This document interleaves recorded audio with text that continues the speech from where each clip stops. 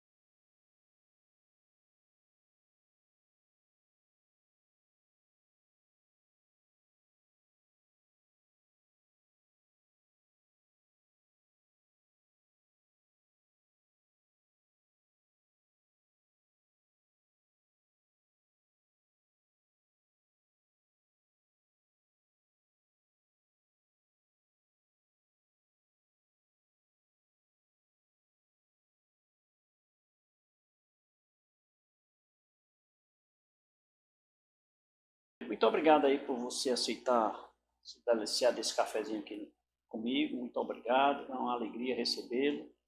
E para falar um pouquinho sobre a sua história, né? Professor, escritor, por que tudo isso? Seja bem-vindo. Doutor Leite, paz e bem, prazer imenso estar aqui, quero congratular pelo programa, Muito obrigado. sou um telespectador assíduo Que bom. e muito bom estar aqui, viu? Muito grato pelo convite. Fico honrado e lhe digo algo de coração, viu, Pécio?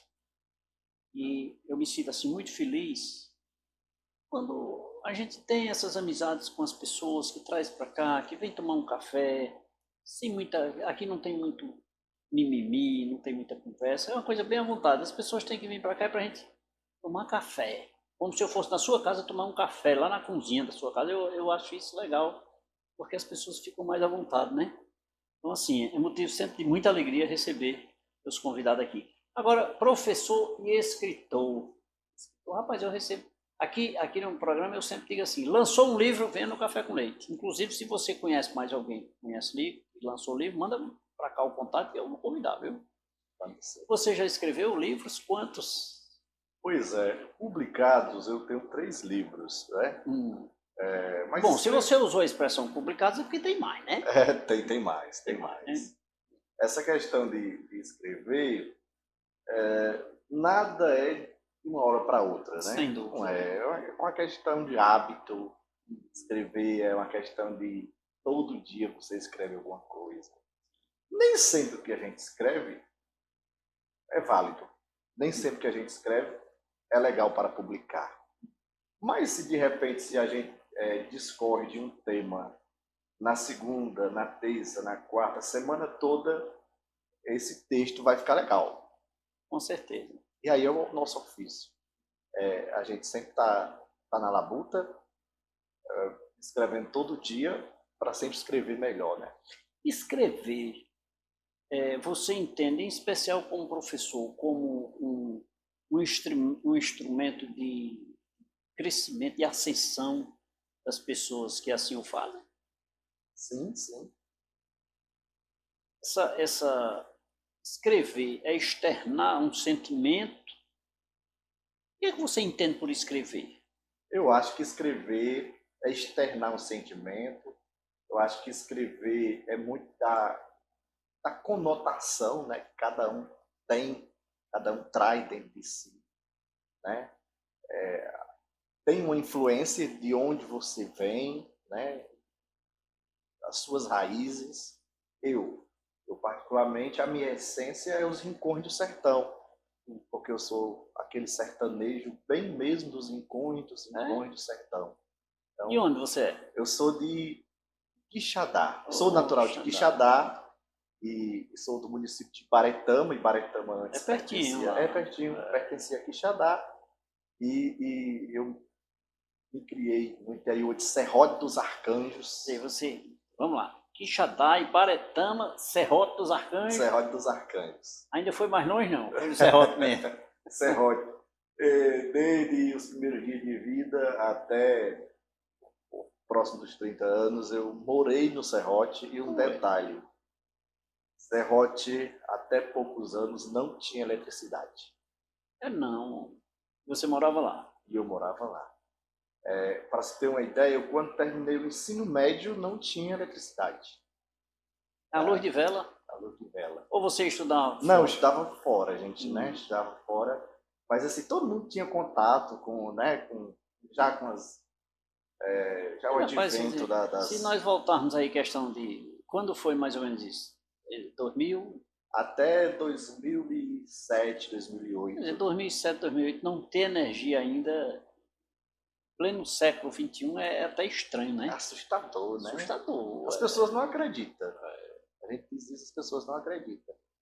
E de modo que os contatos da gente era uma coisa muito acanhada, né?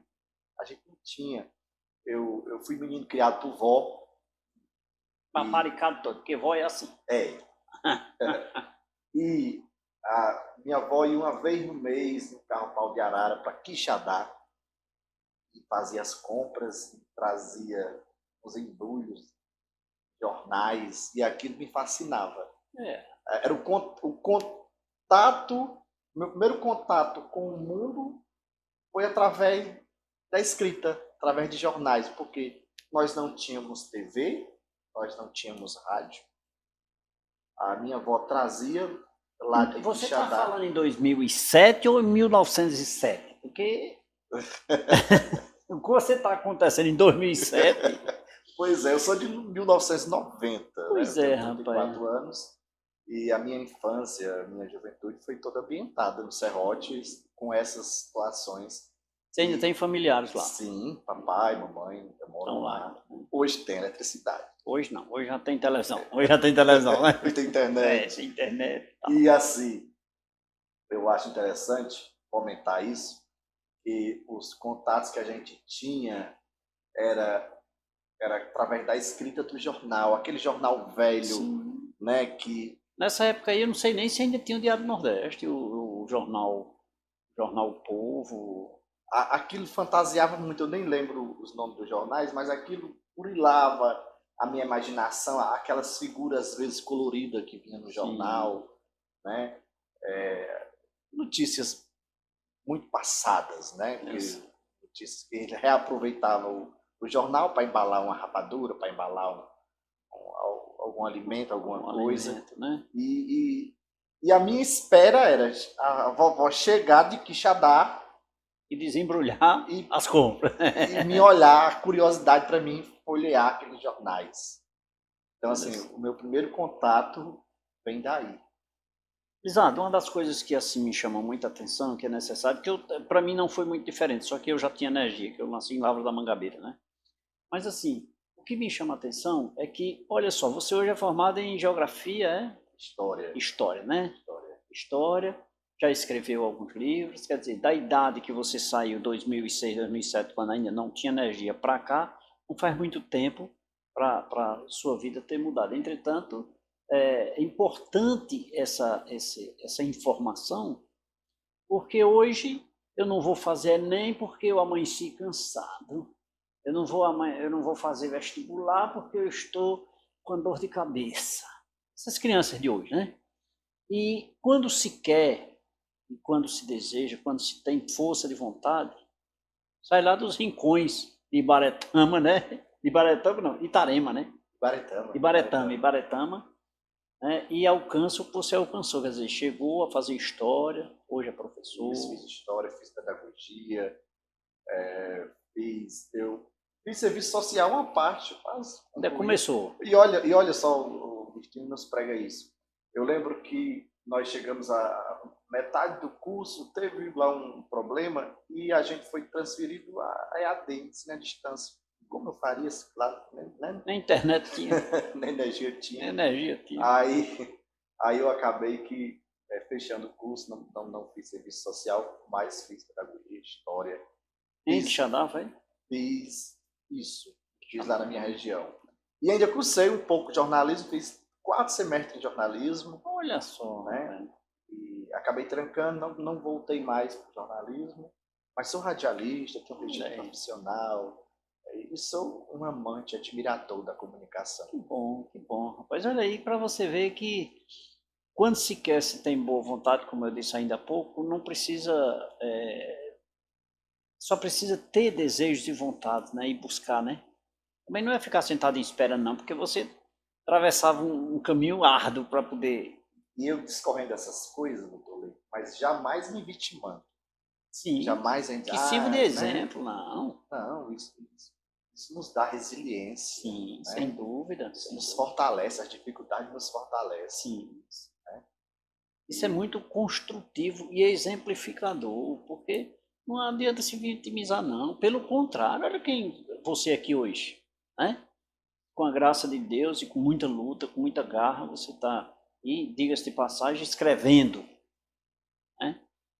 Então isso serve, eu acho isso fantástico, né? Para a gente superar, mostrar esses meninos que por qualquer coisinha desistem. Desiste facilmente. Um celular na mão, com tudo na mão, aí não assiste o Café com Leite, fica desatualizado, sai reprovado, fica se vitimizando. Pois é.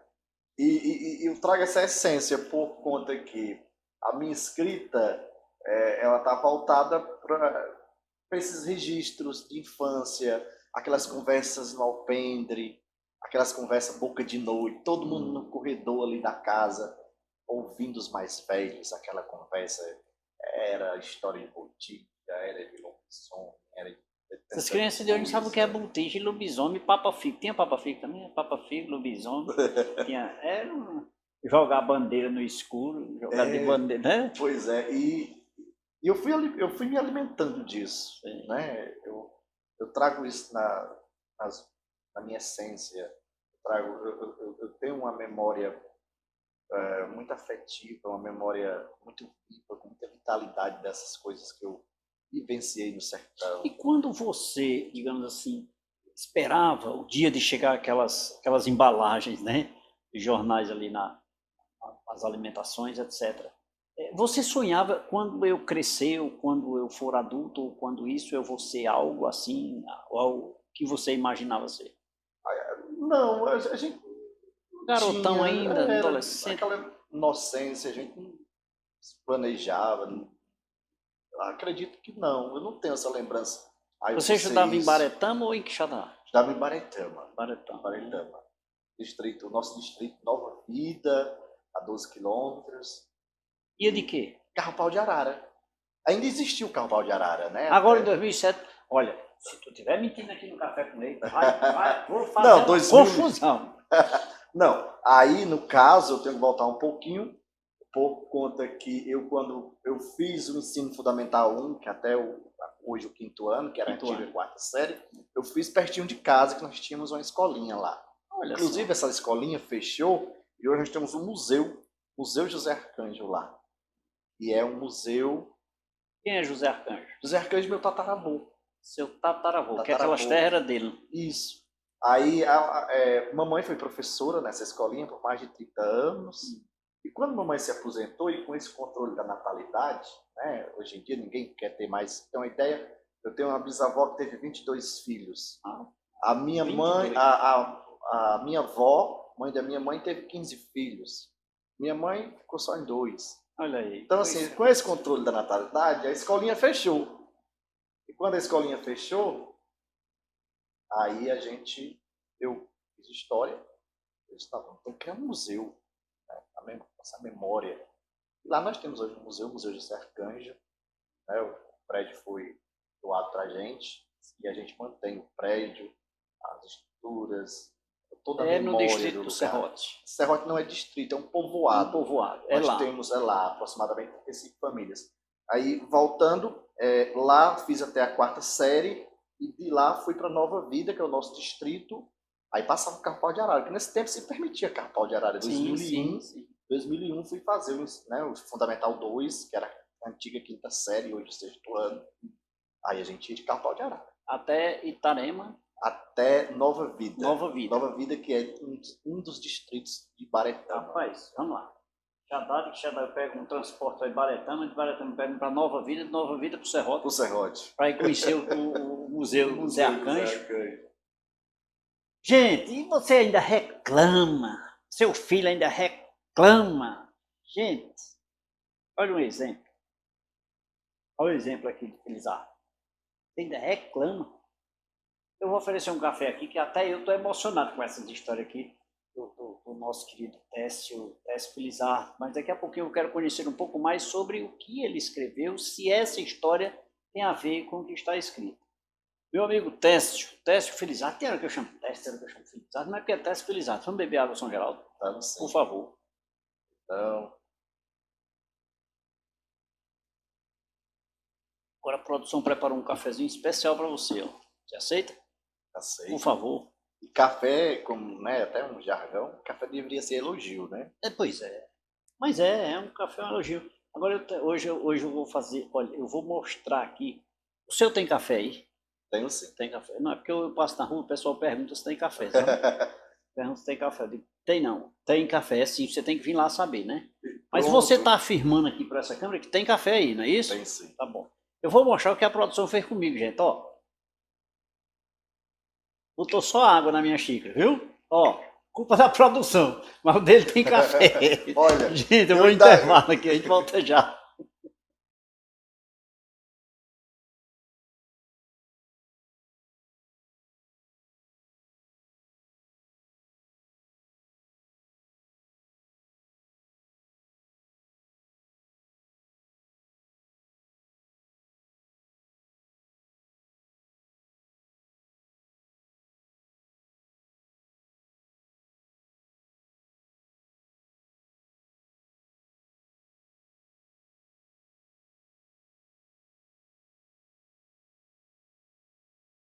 Volta nesse segundo bloco do programa Café com Leite. Obrigado aí pelo carinho da sua companhia e obrigado pela sua audiência. Divulgue o nosso programa, a nossa programação nas suas redes sociais, a programação da TV Café com Leite, da TV Verde Vale, da TV Cariri. Isso é uma programação regionalizada, feita especialmente para você. Portanto, nos acompanhe aí no Instagram, viu?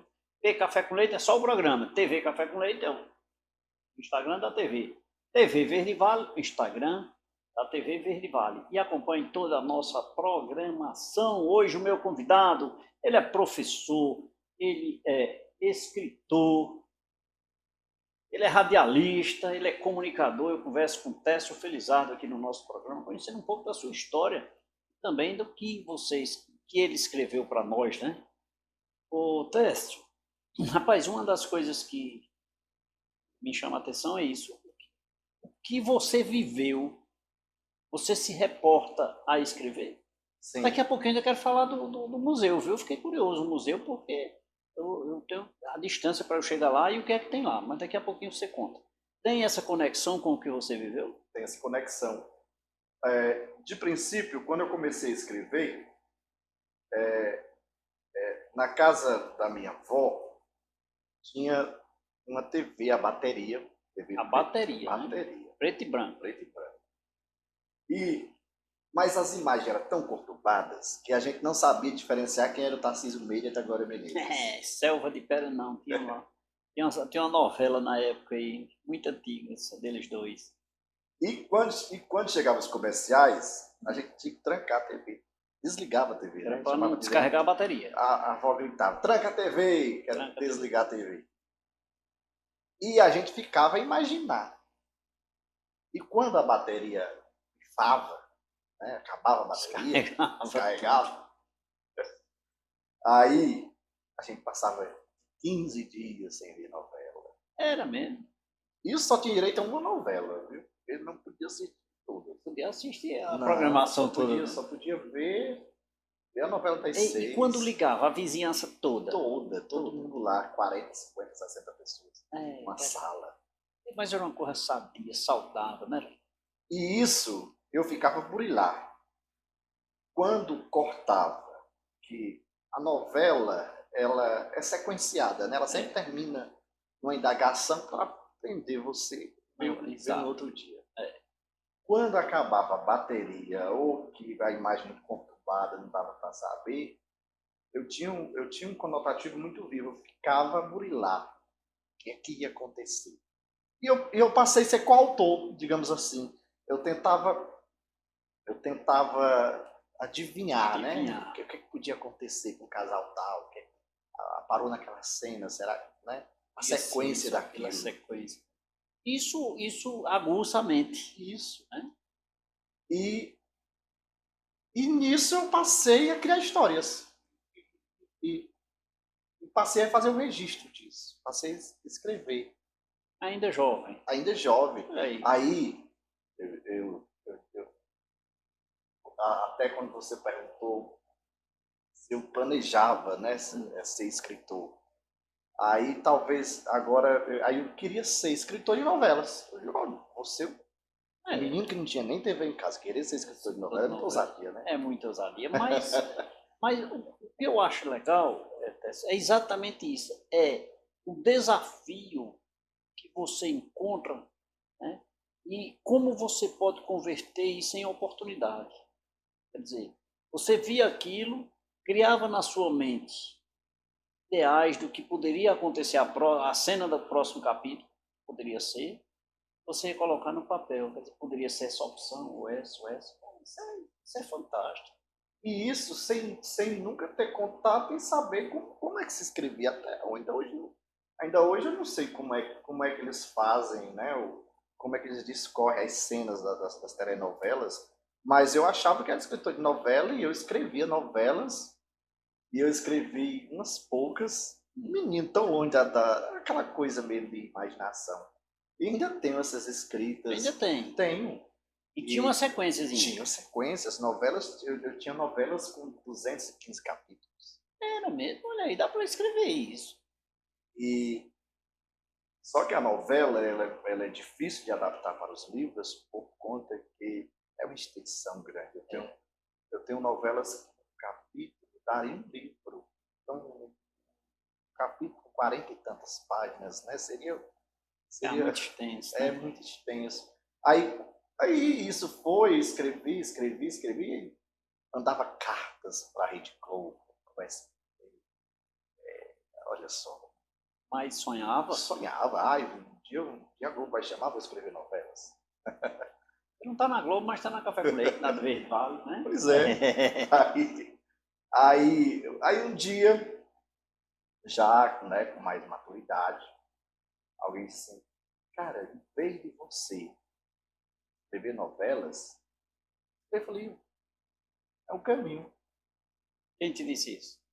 Os primos do sertão diziam, olha, esses autores chegaram lá por conta que primeiro eles tiveram uma outra linha, não é chegar lá e conseguir. Aí eu disse, pensando bem, mas essa essência da telenovela nunca saiu de mim. Meu primeiro livro é um romance, ele é em forma de teatro. Né? Com todas as falas dos personagens, o próprio personagem fala. Né? Para quem escreve, o mais difícil é o romance, porque ele é sequenciado. Se a gente vai fazer um livro de crônicas, ele é sequenciado e ele tem todo um conteúdo que você tem que discorrer a amarração da continuidade, né, para chegar ao fim, né? Por conta que se eu estou escrevendo um livro, um romance, eu estou no capítulo 10, para mim fazer o 11, eu tenho que ler os 10. Eu não posso repetir, eu não posso trocar personagem. Olha, é um sofrimento para quem escreve. O romance é um sofrimento. Eu acho o melhor gênero, é o mais assim, contra, mas é de um grande sofrimento, porque se o senhor, se eu, qualquer pessoa resolver escrever um livro de crônicas, não é sequenciado. Você vai escrever aqui o café que derramou. Outro dia você vai escrever cachorrinho que passou na rua, ou seja, são assuntos diferentes. Sim. Você não vai E é precisar. limitado, né? E você não vai precisar, né, de recorrer, ler aquela crônica que você fez ontem. Não é uma Não sequência. é uma né? sequência. Né? O romance não, é aquela coisa doída.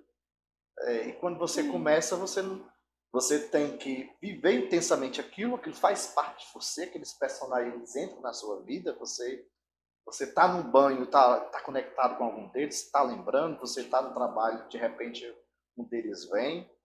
E tudo isso conectado com personagens, você criar, fantasiar a coisa, né, e colocar tudo isso no papel e criar personagens, né, a personalidade dos personagens, quer dizer, olha o quanto isso, olha a dimensão de tudo isso, né? E a Raquel dizia uma coisa interessante, que nós não inventamos nada.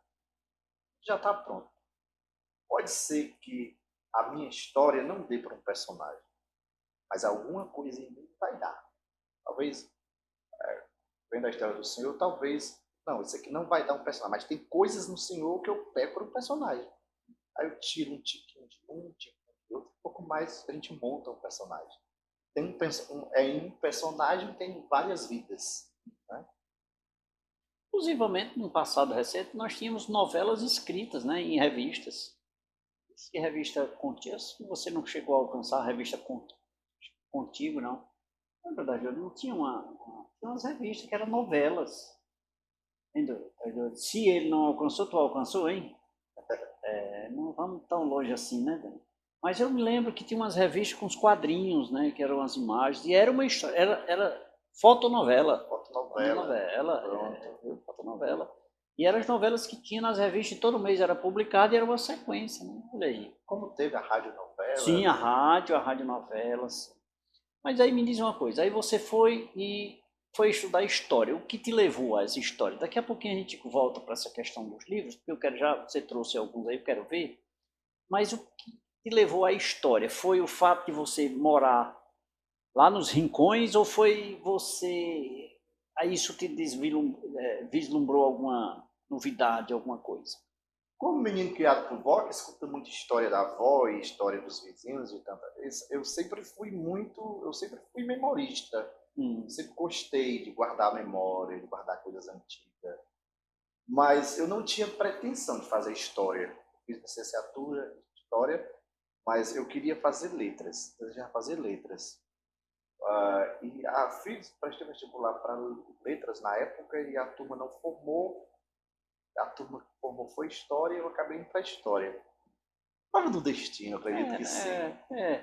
Eu comecei a história também, só fiz um semestre, mas não tive coragem não. Quando eu fui fazer uma prova lá que tinha 5 laudas, 5 páginas lá de papel A4. A primeira eu li a história todinha para responder um sim ou um não. Meu, isso é loucura, eu quero saber disso. Aí desisti de história, mas ainda você ainda... Acho nem um semestre, eu desisti no meio do caminho. Mas aí você terminou fazendo história, aí eu volto lá para o seu museu. Isso te levou a levantar, a fazer, a criar, instituir um museu? Sim, porque o museu, a gente tem uma concepção de história e que quando a gente vai para a faculdade muda essa concepção. Né? A história não é só feita dos grandes heróis. Né? Todos nós compomos a história, todos nós somos sem dúvida para a história. E muito importante também é a história oral, né? É a memória local. E o Serrote, a gente tem um vínculo muito grande. Primeiro que é um lugar que leva o nome do meu tataravô, Serrote do Arcanjo. Né? E tudo lá passou a ter o arcanjo no meio. A escola José Arcanjo, a igreja São José, porque era José Arcanjo, e o açude era açude do velho, porque o velho era o arcanjo. Velho arcanjo. As poucas coisas que tinha lá estavam ligadas a José Arcanjo. E depois foi criada a Comenda José Arcanjo, e tudo estava voltado para José Arcanjo. E ele era o seu tataravô. Quer dizer, pela questão da história, vamos voltar à história, era um personagem praticamente já esquecido, né? Isso. Dado lá. É comum, por exemplo, você me perguntar o nome do meu tataravô, eu não sei. Eu ficava só assim, Ainda hoje tem um pouco disso, as pessoas arcanjo, mas não associa quem, né? Nome solto, nome. E aí veio a questão, a escola fechou. Eu, como historiador, eu tinha aquela minha coleção pessoal, né, de muita coisa, cada coisa, moedas, cédulas. E daí então, como a escola estava lá, o espaço físico diz, olha, mamãe trabalhou aqui 30 anos, mamãe amava isso aqui, ama, não pode deixar isso aqui acabar assim. Né? Transformaram no museu. Aí fizemos uma campanha, as tias, os primos, todo mundo abraçou a causa, todo mundo tinha uma coisa antiga para doar, e ganhamos o sertão em busca de outras, e montamos lá o museu. Olha aí, que legal. E hoje está lá. E hoje está lá. É visitado. É visitado. Olha só. É visitado. E isso faz... Olha, uma das coisas que provocam o turismo em todas as regiões é exatamente isso. Você provocar... Eu descobri recentemente que no Crato, eu moro aqui desde o ano de 1970. Há 54 anos eu moro aqui no Juazeiro.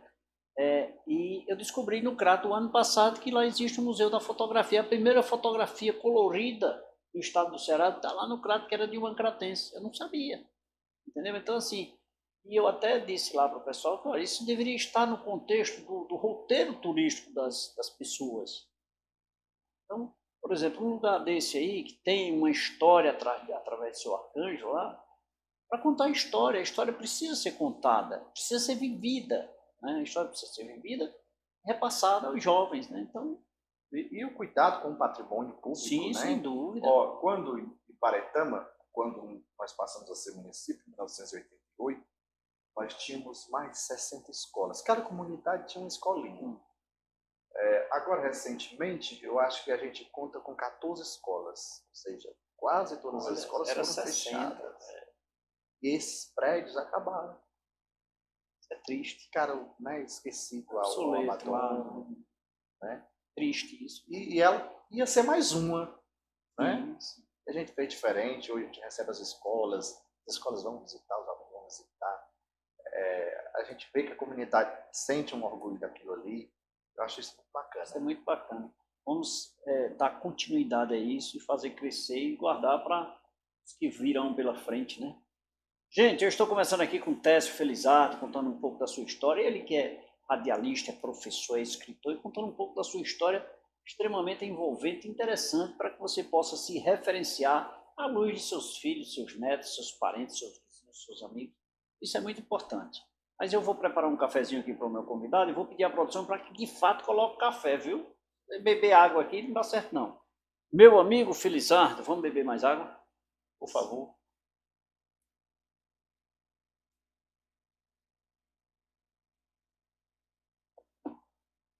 Um cafezinho?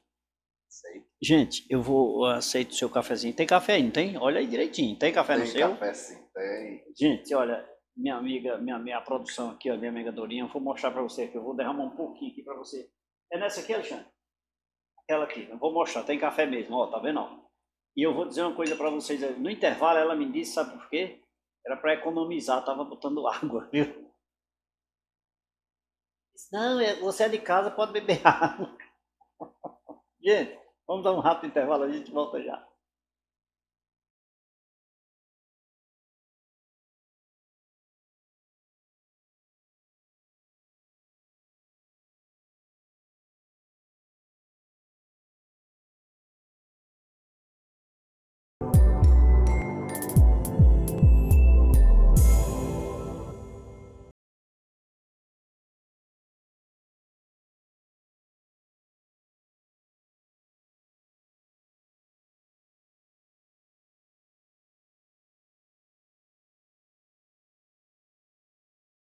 Primeiro bloco do programa Café com Leite. Obrigado pelo carinho da sua companhia, obrigado pela sua audiência, obrigado pelo cafezinho e obrigado pelas informações que você está absorvendo aqui com o nosso convidado, o professor Técio Felizardo. Gente, fiquei encantado aqui nesse intervalo, quando ele me apresentou aqui. Até cordéis tem aqui, viu? Cordéis, os livros que ele escreveu aqui, que nós vamos conversar aqui um por um. Alice e Chiquinho. Rapaz, eu estou morrendo de pena de tirar esse plástico aqui, tá tão bonitinho.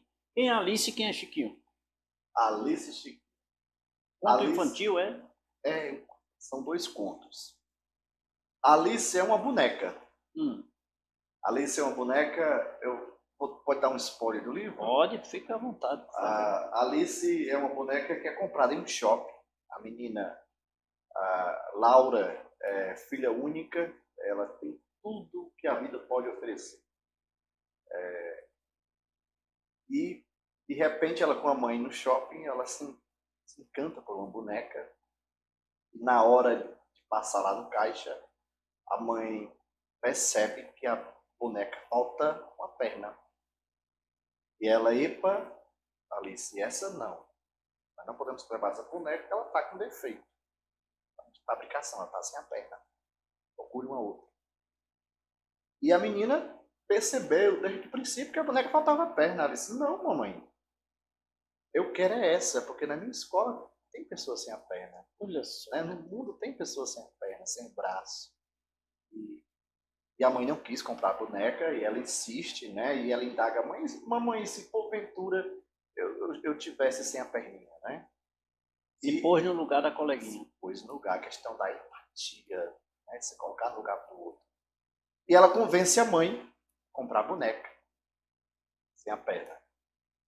E a Alice, a Laura, coloca o nome na boneca de Alice. E em casa, nesse mundo de imaginação dela, ela convence o pai a fazer todas as adaptações na casa para uma pessoa com essas especialidades. Né? E um dia, a avó dela precisa, tem um acidente, e a casa já está toda adaptada para uma pessoa com necessidades especiais. Olha, cadeirante. E não estava no projeto, né? Estava no projeto. E a criança visualizou isso. Ela fez do conotativo ao mundo real. Ao mundo real. Né? E atendeu alguém que não precisou de mudanças de impacto. Né? Não foi aquele fato que ocorreu com a avó e vamos ter que mudar tudo aqui agora. Não. Ela já, tipo, previu, né? Talvez. E nós temos a cultura de não pensar na posterioridade. Sim. A gente sempre pensa no hoje. No hoje. Né? Mais cedo ou mais tarde, pela natureza da vida, a gente precisa de portas mais alargadas. Sim. Nós precisamos de rampas. Né? De suporte para segurar. E a gente marginaliza muito. Né? A gente não vai receber amigos cadeirantes em casa, a gente não pode ser um deles. Né? E o Chiquinho? O Chiquinho é um menino que mora na cidade, mas tem um avô no sítio. Né? Geralmente, os meninos da cidade sempre tem um avô que é do sítio, né? E o Chiquinho, ele adora o sítio, ele faz uma bagunça no sítio do avô, mexe com toda a bicharada. E o avô faz, né, todos os gostos do menino. E um dia, ele sonha de pegar um estilingue, né, uma baladeira, e inventa de matar um passarinho. E nessa aventura de matar o passarinho, em vez de acertar o passarinho, ele acerta o avô. Ele se arrepende, chora bastante. Pô, não era o vô, era o passarinho. E quando ele se arrepende profundamente, ele acorda. Aí a gente traz a temática do recomeçar. Quando nós nos arrependemos, nós temos a oportunidade de fazer de novo. Recomeçar. Voltar. Tudo é possível. Sempre é possível. E a comparação da vida do avô com o passarinho. O passarinho tem uma vida, assim como a gente tem uma vida, né? A vida da gente. Acontece, essa lida da natureza. Quando eu viro aqui, você explicando, eu virei aqui, tem aqui Alice e Chiquinho, aqui Chiquinho e Alice. Inverteu, mas... Isso, porque é como se fosse 2 livros em um. Você começa com a Alice, quando chega no meio do livro, você vira o livro de cabeça para baixo, vai começar uma outra história. Ah, tá certo, muito bem. Entre Lamparinas e Lampiões é um romance, é? É um romance. Entre Lamparinas e Lampiões é o meu segundo livro. É uma história de um menino que é vendido quando criança por um cigano. Os ciganos passam, vende o menino, e esse menino vai se apaixonar pela moça rica da cidade. Né? Imagina só, filho de cigano, vendido, né? Pobre. O que é que esse menino vai enfrentar de uma sociedade de coronéis, né? Uma sociedade muito perversa? E a história ela vai se misturando com muitas outras, contando a história de parteiras, de rezadeiras. Né? Tem a ver com o que você viveu? Não com o que eu Época, né? vivi, mas com o que eu escutei. Sim, Né? Com sim, que naquelas sim. conversas lá de alpendre, naquelas conversas lá no corredor de casa, que a gente ouvia e a gente vai memorizando, né? E vai adaptando e vai melhorando as histórias. Fala de coronéis, de políticos, de tudo aquilo de padres, de religiosos, tem também esse lado místico, né? Essa mistura. Como é que aquelas senhoras, à margem da ciência, elas conseguiam fazer tantos partos, Mas né? aí você Trazer bota aqui tantas entre vidas. lamparinas e lampiões. Qual a ligação? Entre lamparinas e lampiões é nesse sentido de ser luz, que o sertão não pode apagar. Né? E esses registros, eles têm que estarem aí discorridos para a gente não deixar morrer essas tradições do sertão, né? Que hoje caiu no esquecimento, da bênção, Sim, pedir a sim. bênção ao pai, à E a mãe, bênção isso é tão, né? tão importante, tão, Tem tanta tão coisa. valoroso, tão delicado essa expressão, dai-me a bênção, né? E Deus te abençoe. Deus te abençoe. Isso é forte. É muito forte. E hoje tá, tá sendo esquecido por você. Por você, quando eu digo, as crianças hoje tratam o pai por você, a mãe por você. Não porque vocês, não. Eu sou do tempo de mamãe, eu sou do tempo de papai. Nem de pai. Eu sou do tempo de mamãe e de papai. Tá? Pensa mamãe, pensa papai. E eu acho isso assim muito rico no quesito construção de relacionamento, de família, né? Respeito, sem desmerecer, porque isso fala-se que é a modernidade. Né? Para mim, essa modernidade não exclui a figura do papai nem a figura da mamãe, não. Continua sendo papai e mamãe. Né? Então, assim, eu prezo muito por isso. Então, e o livro você buscou na sua memória as histórias que lhe contavam. Isso. E os principais é o Augusto e a Maria, e os pais deles tinham vivido um romance proibido no passado. Né? Já existia isso no passado. E eles foram proibidos de viver esse grande amor. O livro ele deixa muitas dúvidas até meados do livro, dá a entender que eles podem ser irmãos, o Augusto e a Maria, né? Está no contexto do livro. Que inclusive é um dos motivos, né, para não deixar acontecer esse romance, porque os pais têm a dúvida, né, se eles são ou não irmãos, mas só lendo o livro para saber. Anacronismo no Sertão. Esse foi o seu primeiro livro. Esse foi o primeiro livro. Anacronismo, nós historiadores usamos muito esse termo anacronismo, que é uma questão da gente na história, a gente tem um cuidado de não julgar o passado com o olhar do presente, né? Eu dou muito exemplo sempre, tipo, às vezes você vai falar da Santa Inquisição, você fala com o olhar de hoje tão perverso, né? Você tem que olhar com o olhar da época, né? A época, talvez aquilo é como hoje, né? Às vezes as pessoas olham hoje um ato e acham muito natural que amanhã ele será condenado. É tal qual a época. E a gente tem essa licença poética de um anacronismo no sertão, ele misturar o tempo.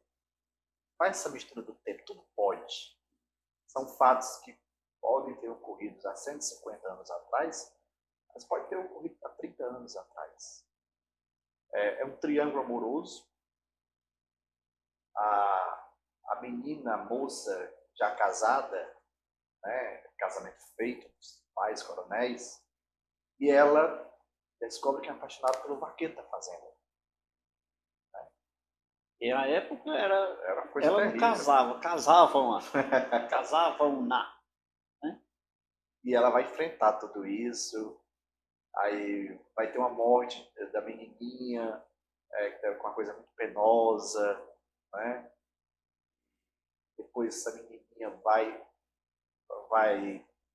ser cultuada, vai ser vão frequentar esse lugar, passar a ser santo. Enfim, são muitas histórias dentro de Sim, tudo. mas estão nas histórias que vovó contava. Então, Agora me diga uma coisa, vieram aqui juntos, aqui, ó, Independência do Brasil, uns cordéis, né? Olha só. isso. Você escreveu aqui. Eu não me denomino cordelista, mas de vez em quando eu tenho acho que uns quase 20 cordéis lançados. mesmo. Aí nós temos Rita de Cássia, não é isso? Rita de Cássia, voz e violão para sempre. Foi lançado pelo Independência do Brasil, né? Independência do Brasil. 2024, setembro agora. Isso. A ideia de Independência do Brasil é bem interessante porque eu como historiador, eu tento discorrer dentro do cordel, né, os fatos reais, o que de fato ocorreu no processo de independência. Legal aqui, muito legal, estou vendo aqui.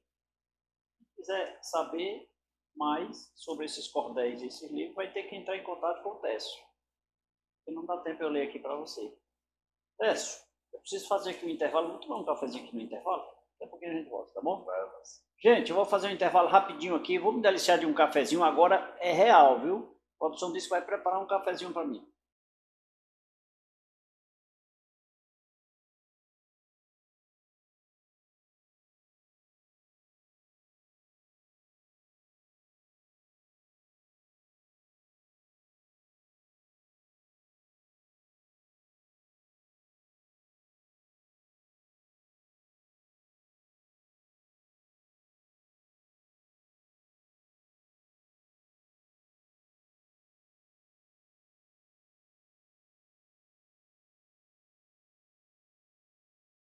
Era rapidinho, já me deliciei de um cafezinho acompanhado de um pãozinho de leite da Pana é Bom Pão Nosso que a produção trouxe aqui só nos bastidores. Ela não traz aqui na frente, não, viu, gente? Mas agora eu queria encerrar o programa de hoje agradecendo a presença do Técio Felizardo. Parabéns, viu, Técio? Gostei, sua história bem interessante, que não se vê mais nos dias atuais. Sabe? Então, parabéns aqui pelos seus livros, tá? Pelos cordéis aqui. Muito bem feito, inclusive. Não tive a oportunidade de ler, claro, agora que folhei, mas quando você respondia, eu tive a oportunidade de folheá-los aqui. Esse aqui é meu, que está aqui direcionado aí, olha, tá aqui, ó. Esse é meu. E parabenizar por essa história de vida aí, que seja uma referência para as pessoas, né? Que não desistam fácil das coisas, que hoje se desistem. É só ouvir um não que eu já estou triste, não quero mais. Então, parabéns por essa referência, parabéns pelos livros. Deus lhe abençoe, viu? E leve aí o nosso abraço a todos os moradores e pessoas de Baretama para lá, né? Até chegar nos rincões, lá em Seu Arcanjo. Serrote dos Arcanjos. No Serrote, lá do Seu Arcanjo, viu? Deus lhe abençoe, muito obrigado. Eu que agradeço a oportunidade de estar aqui, é um prazer. Quero congratular sempre o programa, o senhor, que é essa figura prestimosa, gabaritada. Sou um eterno aprendiz. Somos. Muito grato, viu? Eu grato a você também mais uma vez.